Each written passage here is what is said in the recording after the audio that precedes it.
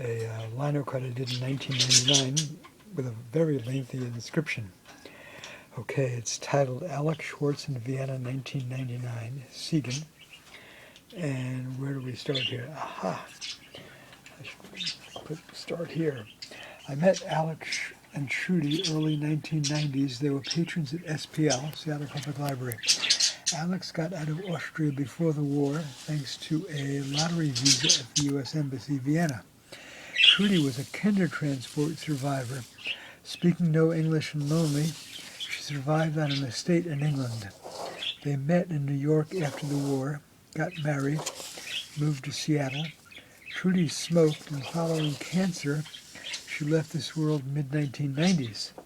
Alex moved back to Vienna around 1997. I visited him there October 1999 on our way to my first teaching trip to Israel at Yad Vashem.